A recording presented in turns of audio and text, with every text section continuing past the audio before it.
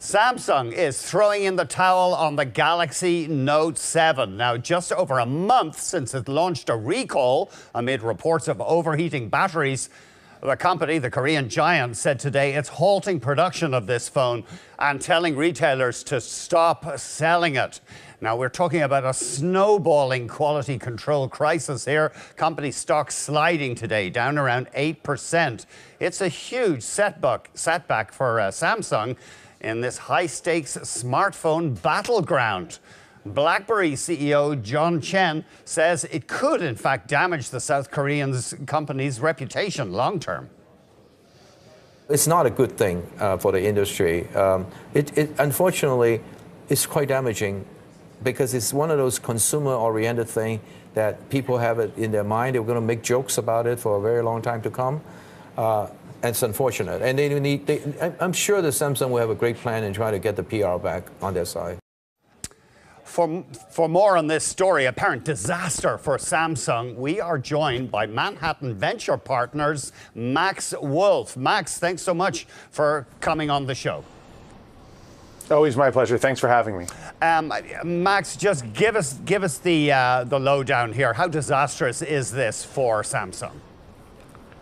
So clearly this is a huge company. It's a national champion. It has a value above and beyond its $45 billion in sometimes quarterly revenue and $7 billion plus in quarterly net income. Huge company, huge value to South Korea, national champion, and the single biggest player often in the smartphone and cell phone business. And this is one of their flagship products. They invented the phablet, or the large form factor cell phone that has sort of annihilated part of the tablet business with the Note series.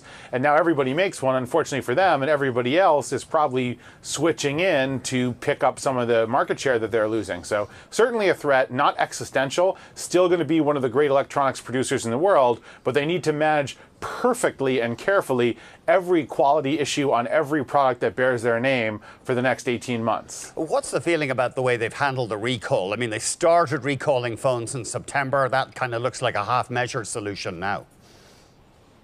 Yeah, well, I mean, the biggest issue is they started a little bit late recalling phones, and they seem to have potentially reissued phones that weren't 100%, right? And if you have a recall, particularly a huge recall with a dangerous sort of fire feature here, then it has to be perfect the second go around. You know, if I were a Samsung marketing person, which I'm not, the fact that everyone on every flight hears an infomercial to never buy a Samsung because of safety reasons as they board and take off a flight is something I'd want to end immediately, because I don't want this leaching into my television business or my appliance businesses or my other cell phones. So certainly lots of room for improvement. They now have to be perfect, and it looks like they're going to react really stridently, hence the total recall that we've just been seeing here come out as a news feature. Obviously, it's not just consumers involved here. The carriers are vital partners. They seem to be ticked off. Verizon CEO says, I've never seen anything like this, a recall like this. Yeah, so I mean, the carriers are asked to push and partner with these big form factor makers, Samsung and Apple being the dominant players who take about 80% of the total profit in original equipment manufacturing in the mobile space. And given how global that is, it's an amazing number.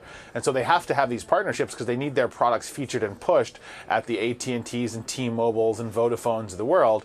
And Samsung really has to figure out a way to make these guys happy, because right now they sold a feature phone that they pushed on people in the Note that people loved historically, that got rave reviews. Then maybe it had to be replaced because of a dangerous fire risk. Then it had to be replaced again. These folks are going to be showing up at the carriers, and the carrier has to have a way to make them happy that doesn't cost them headaches and money. Otherwise, Samsung will have alienated its two most essential partners, its enterprise partners and its ultimate clients. Obviously, coming up to Christmas, huge time for buying smartphones, doubly frustrating for Samsung.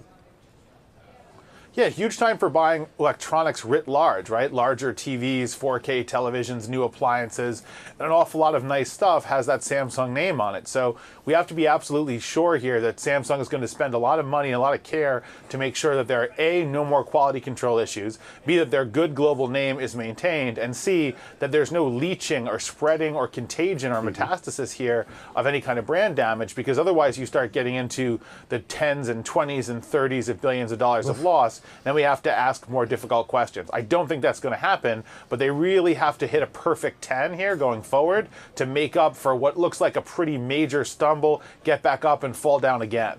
I mean, this is a national champion for South Korea, so presumably it'll have political ramifications as well. Absolutely. This is a so-called chaebol or integrated company that's got its hands in everything from politics to services to advertising to celebrities to really the full gamut. And it has been part of the story of the emergence of South Korea, a poor country in 1960, an OECD country in 1995, a major global power, and one of the 2 or 3 most powerful brands alongside a Hyundai or an LG here really is Samsung. They make everything, and they've taught the world that Korea means quality, which was a long struggle, and that needs to be maintained for the national character, the national pride, and the national economy, as well as for Samsung's unit sales of mobile smart devices. And just finally, Apple, well, don't want to accuse them of schadenfreude, but this is pretty good for Apple 7, the sales of their new iPhone, the iPhone 7. Yeah, no, I think it's pretty much uncloaked. If you look at US and many Western carriers, the Plus model, the 7 Plus, the new flagship, which is really an homage to the Samsung, which invented the feature with the Note, is now got a 5, 6, 7 week backlog in many jurisdictions, particularly for the more popular colors here in the US. Apple's up 2%, Samsung's down 8% today. I think that tells the story. People are eating off that market share. I think Lenovo and Haier and HTC will be happy to take a try at getting some of this market share as well. Max, we will have to leave it there. Thank you so much indeed for joining us. Thank you. That's Max Wolff, partner at Manhattan Venture Partners.